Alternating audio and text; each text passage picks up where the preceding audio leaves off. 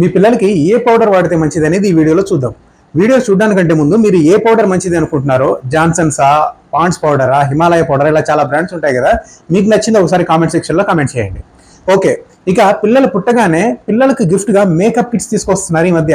వాటిలో fancy powders, కళ్ళకు పెట్టుకోవడానికి కాజలు, ఇలా ఏమేమో ఉంటున్నాయి. మరి అయితే పిల్లలకు ఏ పౌడర్ వాడాలి? ఈ ప్రశ్నకు సమాధానం ఏంటంటే అసలు ఏ పౌడర్ కూడా వాడకూడదు.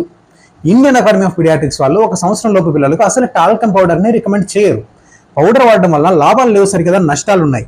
ఒకటేంటంటే పౌడర్లో ఉన్న మైక్రో లేదా నానో పార్టికల్స్ పిల్లల యొక్క లంగ్స్లోకి వెళ్ళి రెస్పిరేటరీ ఇన్ఫెక్షన్ వచ్చే అవకాశం చాలా ఎక్కువ.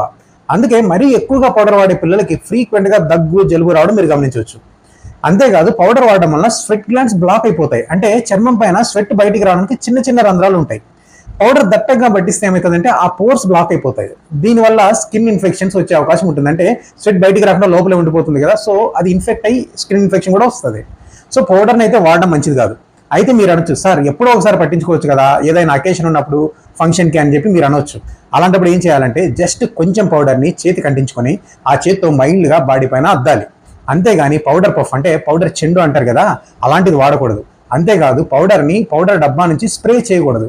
ఇలా చేస్తే ఏమవుతుందంటే పౌడర్ పార్టికల్స్ గాలిలోకి స్ప్రే అవుతాయి. వాటిని పిల్లలు ఇన్హేల్ చేస్తారు. దాని నుంచి రెస్పిరేటరీ ఇన్ఫెక్షన్ వచ్చే అవకాశం ఉంటుంది. సో ఇది గమనించండి. ఈ వీడియోని మీ ఫ్రెండ్స్కి, రిలేటివ్స్కి ఫార్వర్డ్ చేయండి. Thank you.